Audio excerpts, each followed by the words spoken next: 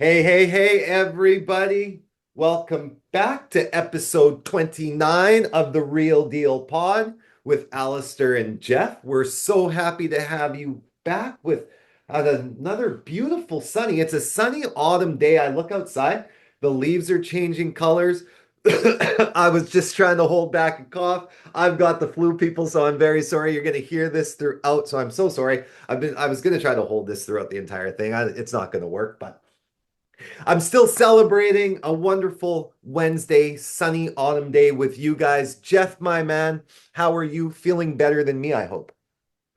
Yeah, you know what? I'm thankful that I am not sick. There is nothing worse in the world than being sick and feeling down in the dumps. So I will send you healing vibes your way, a bag of Neocitrin, and I believe a couple of jugs of your secret sauce, your Sunny magic delight. potion, Sunny Delight.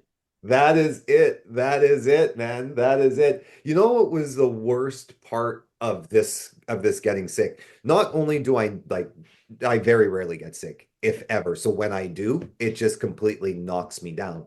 Yeah.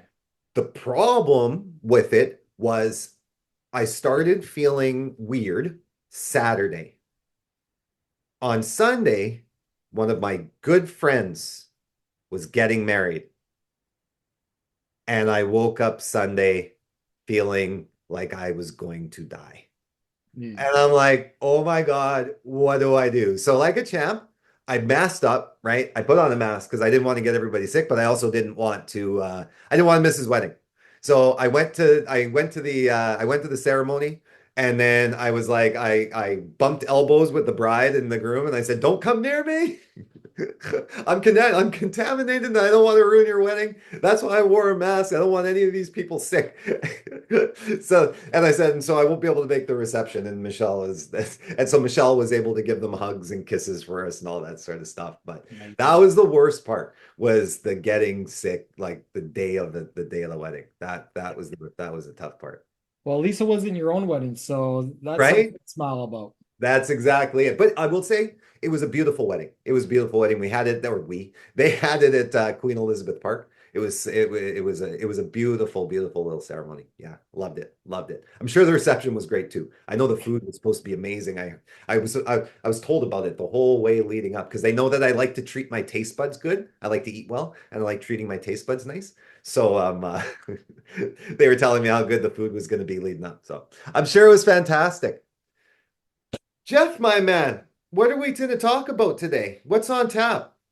Well, I think you're going to give us a little bit of an update as far as what's going on in the Fraser Valley. I believe I could be wrong, but I Well, wanted, no, yeah, yeah. Let's talk a little bit about it.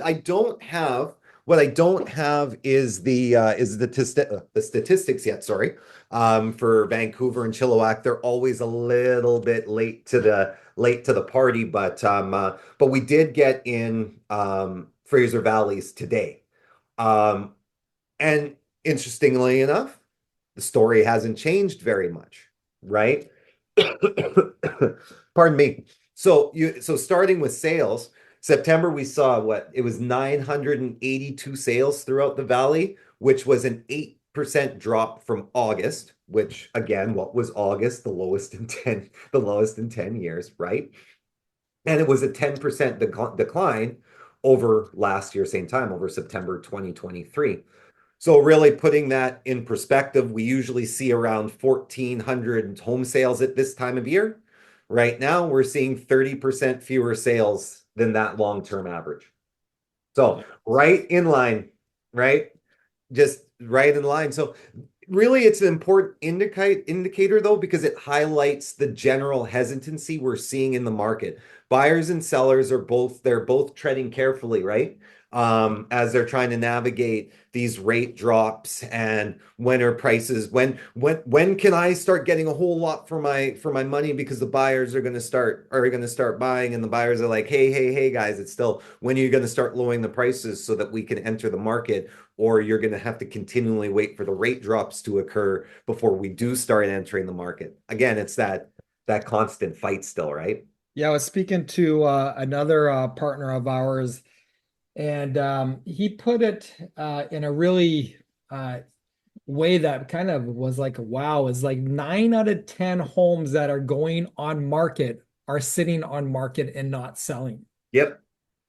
So when you look at it like that, it's like 9 out of 10 homes that are going on the market are now sitting on the market, really shows you what that market is doing as of today, right? A hundred So percent. So to your point, this is why, and I had it's funny that you kind of mentioned this. I have a listing coming up in a couple of weeks in Guildford. And when we were sitting and discussing the market, that's exactly the way I put it. I said, listen, pricing, how we price this is extremely important. 1 out of 10 properties are selling right now. Do you want to be one of the 10 or one of the nine that doesn't? yeah, That's the choice that you have to make right now, yeah, because that is what it comes down to. yeah. So so speaking, right, of inventory, that's been really the standout metric over the past few months. September, we saw 3,318 new listings, up 21% from August. That is crazy. Yeah. So don't And say no. to add to that, we are down on a 10-year low of 30%. Like this is the worst August and I believe September that we've had in the In last 10 10 years. years. 10 years. That's what I'm saying. So we've increased our listings up 21% on sales that are at 10-year lows. Yeah. Unbelievable. It's an unbelievable imbalance, which is again why you see us returning, right? Not returning or sliding or back, not back, but into a buyer's market, Yeah. right? We're sliding where it not if as soon as we hit 10%, which is right about where we're at, right? We're there. We're right sliding. We're about sliding into nine right now, Yeah. right? I think to keep it real simple for people, this is kind of like a boxing week Yeah. sale. Like, right, this is the time Well, if you are in the market and you are thinking about purchasing, this is not a plug to go and work with your local realtor and start shopping, but this is kind of like your boxing week. You are in the driver's seat, especially condo sales are just awful right now, mhm. right? Yeah. So, again, for people that are sitting on the fence and waiting for whatever you're waiting for, I would encourage you, if that is you, start working in this market because you are going to be getting a discount on what you're looking to buy. And I Well, believe even kind of going back to last week, you following up on your conference there.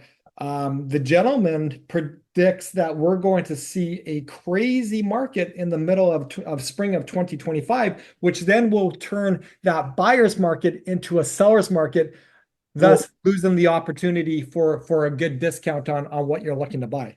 Well, and that's kind of where it's at, right? Because like if speaking of pricing, like let's talk about what's happening there. So if we're looking at the Fraser Valley, right? The benchmark price for a single family home right now is about 1.5 million, which is down actually 1.5% from last month and 1.3% from the same period. Townhomes are seeing a similar decline where the benchmark price is 834,000 down 1.7, and you've got condos actually went up 0.8% over last year, but down still to last year or to last month at 545,000. So prices, they're not dropping drastically, right? So that's where I'm saying sellers are still hedging. Sellers are still hedging, but what you're seeing though is you're seeing a decrease. And that is now where you're seeing the sellers starting to recognize, okay, we cannot be as ambitious in our pricing. We do have to react more so towards what the market is telling us. And we like just to kind of touch on those three things quickly that are going to significantly impact next spring. We've got lower borrowing costs. So if we drop again, what we might drop another quarter or 3/4 of a percent, by that time? Well, well, again, remember October Well, no, 23rd. I'm not counting what we're going to drop in the subsequent rest of the year. I'm just saying from January to the spring market, we'd probably drop maybe another 0.75%. Let's assume we're going to take off 0.5% right now in in this like October 29th and the one that happens in December. 0.25, 0.25.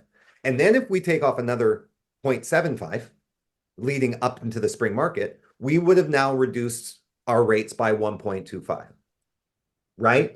So we're going to have way lower borrowing costs. Then we're going to have pent up demand from new Canadians because we have to remember, right? The government always has a goal of 500,000 new permanent immigrants annually, right? New permanent immigrants. So when you are a permanent immigrant, you are now allowed to buy homes, which now puts stress on the housing. And then you have your traditional seasonal trend of spring. So when you combine all of those three factors, it can get really ugly really quick without realizing it. It was like I remember saying last week, it was like putting the frog in the boiling water, right? Right? It at some point, if you just throw it in, it dies because it realizes it's too hot. But if you've been sitting around looking around too long, right, you don't realize the water boiling, and then you're already in water that's out of control. So it'll be interesting. I mean, I don't foresee Vancouver and Chilliwack being much of a different story, right? I can't wait to update us next week on that. But it's Yeah. like I said, it really is. I mean, same old for the slower pace of the past few months, but it really does lend to kind of what they believe is going to happen the spring market and the lowering drops. Well, I guess we're gonna see. We're gonna see. Yeah, man. I know. So what are you talking about? What we got talking about today? You know what? Summer's coming to an end. Winter is starting to show its face. And I was like, you know what? This is kind of contradicting to how the market is going.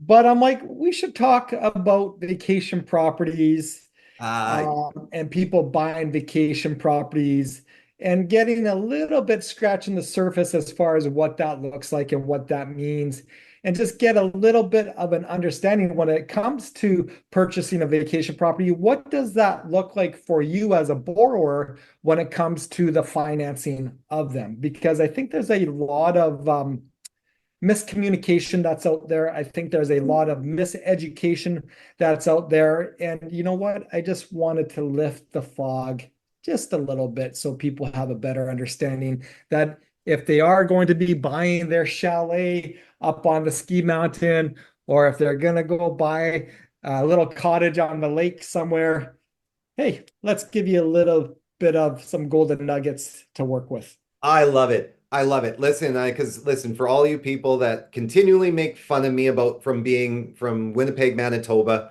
and how it's so cold there and blah, blah, blah, blah, blah. I will tell you another reason why I love Winnipeg, Manitoba. Goes right back to affordability. That is actually one of the biggest parts of growing up a Manitoban. You have your house, and then everybody's got a cabin. So your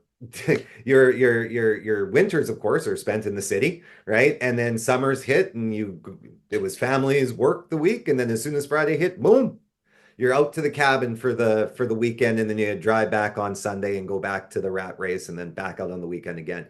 It was just part of Manitoban lifestyle. It was everybody you knew had a cabin, and that's what you did. And it's something that when I speak to friends, right, since I moved here and stuff like that, and I talk about that, they always say, "Oh man, you were so lucky. Oh man, I wish I would have had that." And I think to myself, it's so sad to not have that experience, right? It's an amazing experience.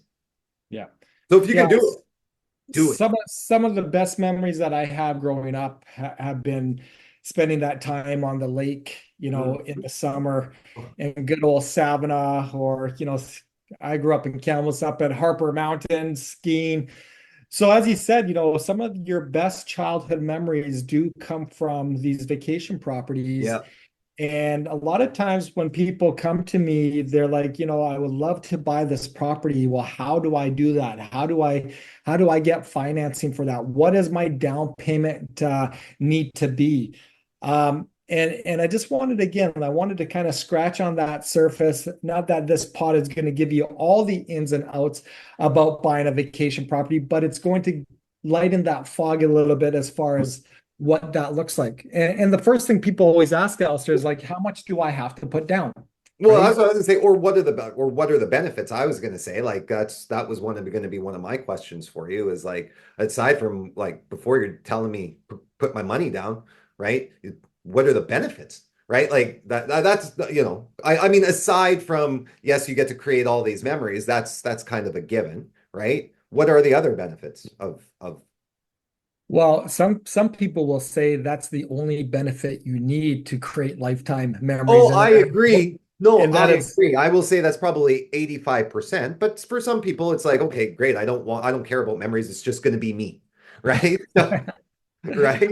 well, as I've said before, um, if you take a look at your net worth at the end of your years, where does the majority of your net worth come from? Is from the buying and selling of properties, and that includes vacation properties, right? Exactly. Yes. So I think a lot of people, why do they do it? Obviously, there's a lifestyle benefit to it.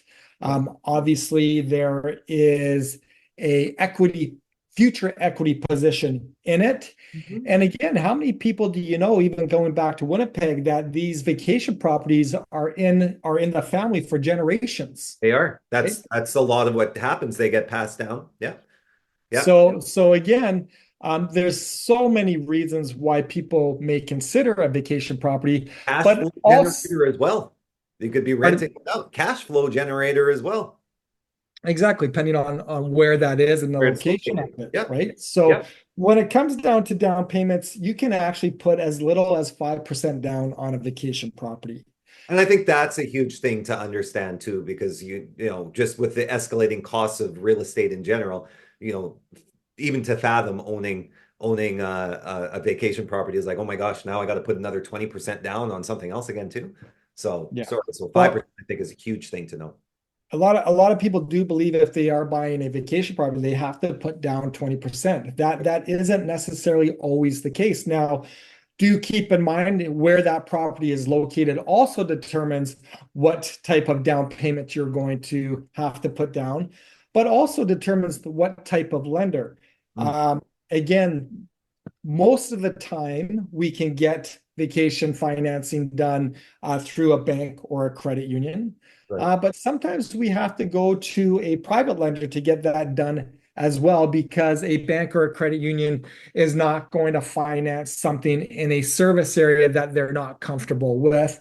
And therefore, you have to go and get private financing. Sometimes you're purchasing a vacation property in the state. So, how do people do that? Again, also very important that Canadians can get financing in the United States. Unlike the old days where you would have to refinance your home, pull the equity out, and then go buy your place down in Palm Springs free and clear. Again, now you do have options to basically do traditional financing with an American lender, with a Canadian relationship for Canadians to go down to the US through a US channel, and purchase a property down there. So again, another golden nugget to pull out is to say, back in the day, in order to buy in the US, what some people had to do is they had to refinance their home, pull the equity out of their home, and then go purchase that property free and clear, right? Yeah.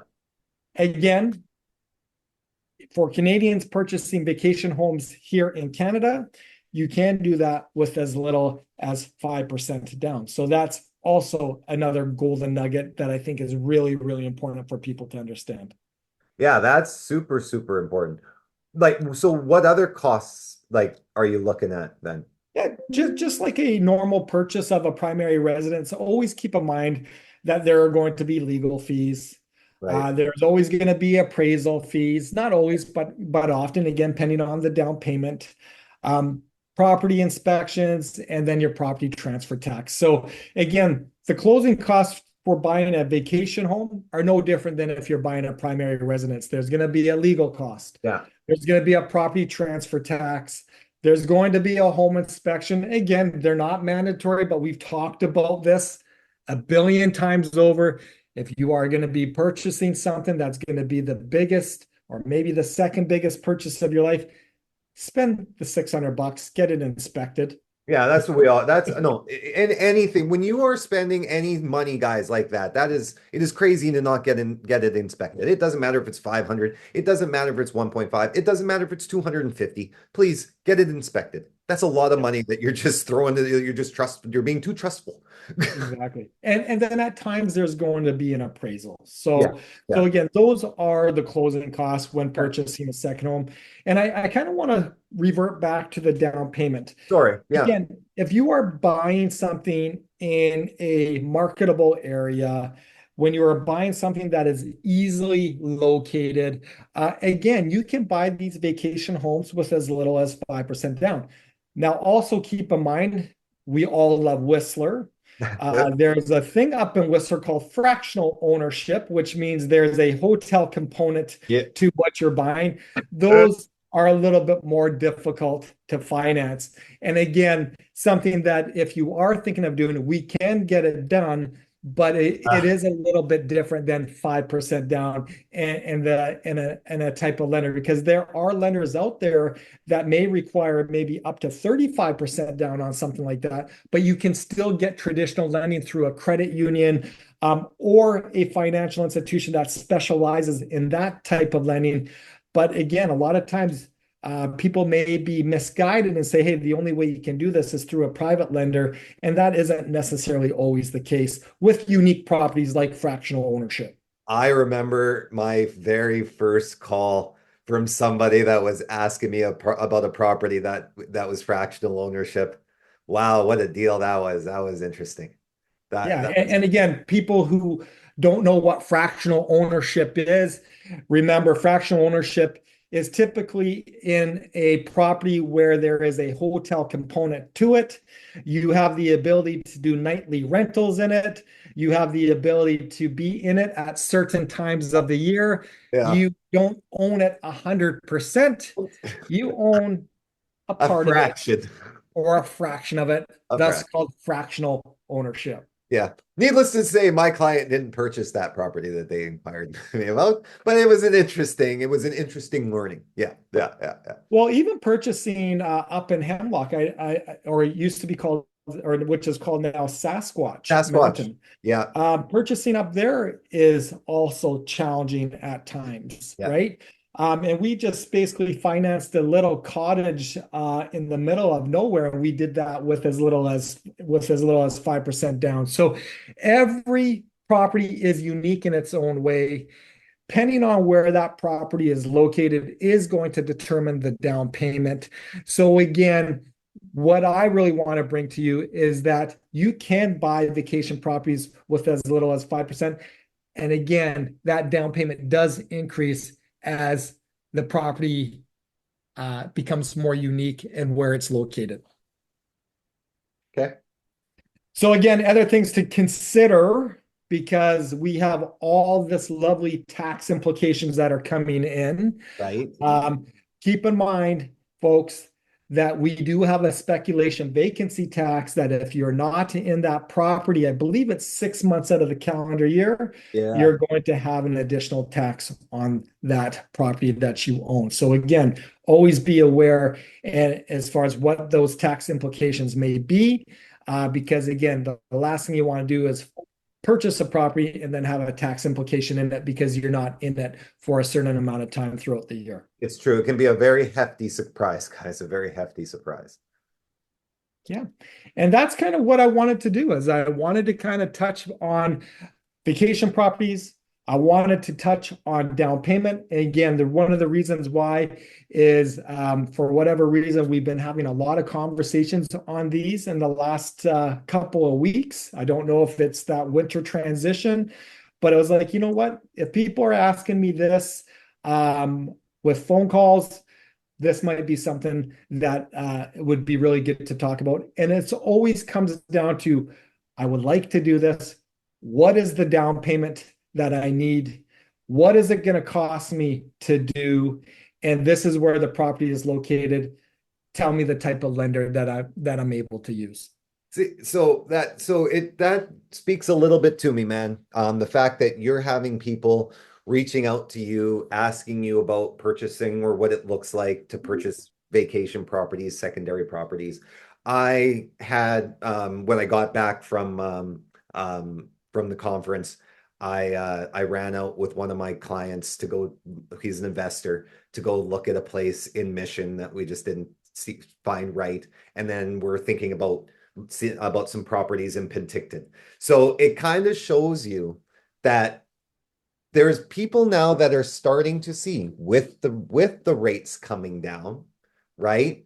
With the property values where there are, and now the better than average potential. We don't have a crystal ball, but the better than average potential that prices will increase.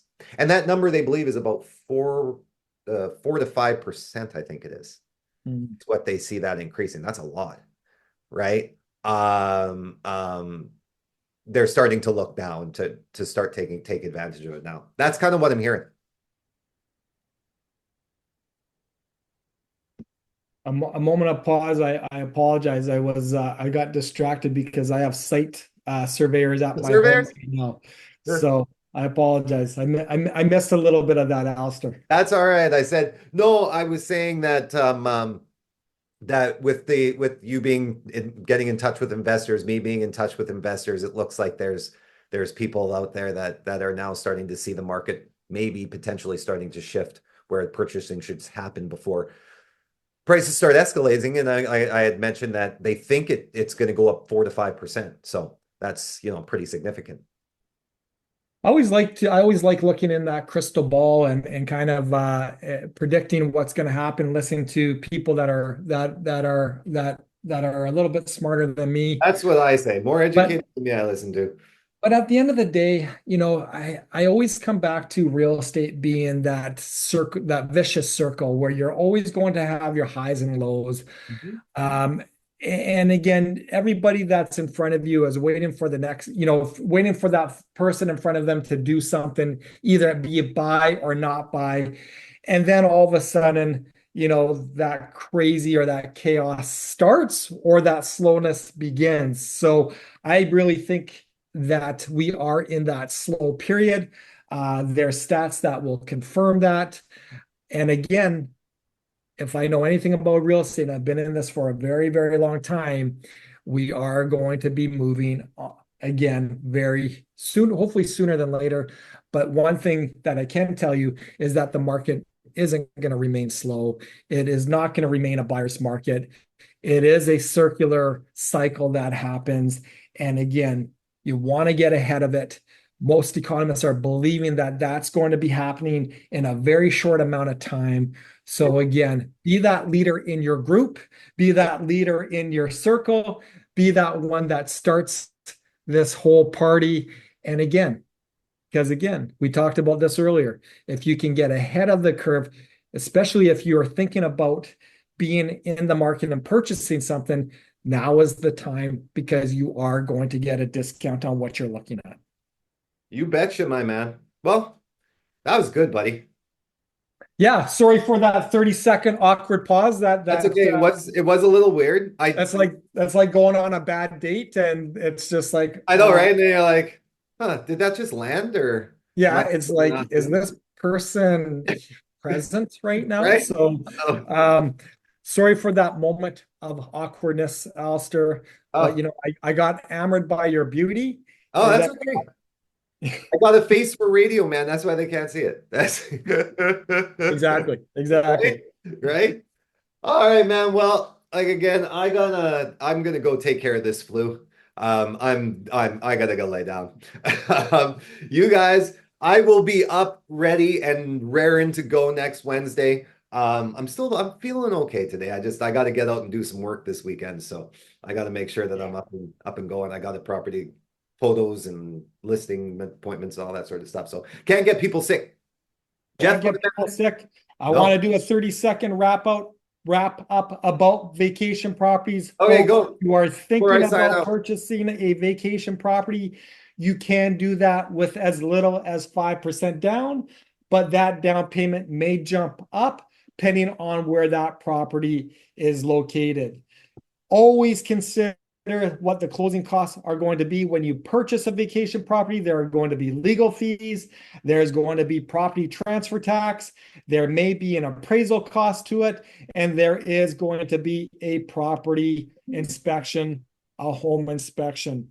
Again, down payment is all determined by the location. Where is it located? What kind of access that it has? And more importantly, when you are purchasing something, do talk to your accountants because there could be tax implications on it. There could be a tax implication if you're renting it out. There can be a tax implication if you're not residing in it for a certain amount of time. The last thing you want to do is purchase something and then have a tax bill that you are not ready for. If you are thinking about doing a vacation property and you want to do a deeper dive, hit us up. We'll give you a little bit of a more in-depth kind of discussion on it. But again, these are a couple golden nuggets for you to walk away from. Amazing. That was perfect, my man. Awesome. Well, I'm gonna wrap this up because like I said, I'm starting to fade. Jeff, my man, thank you so much for spending, as always, the time here with me to do this. Everybody out there, thank you for spending the time with us to listen. Oh, on a side note, I am actually going to have a new um, offering out to my investors clients. It's called the Investors Blueprint. So be out on the lookout to you guys in your email just to know if you want to sign up to the program. You'll be able to contact me within there. Again, because we are heading into a market now where picking up properties may be a good thing to do. But with that being said, sorry for the selfish plug. Um, um, we want to thank you all for being with us today. Thank you guys all for struggling through through me being sick. I truly appreciate it. I hope you guys all have an amazing weekend. As always, Jeff and I truly appreciate you guys listening to us, sharing us, loving us, downloading us, telling everybody about us, and giving us our comments so that we continue to improve for you. That's it, guys. Thanks so much. You all have a great week, and we'll talk to you next Wednesday and listen to you next Thursday. Awesome, guys. Chat later. Bye now. All right. I'll have a nice day.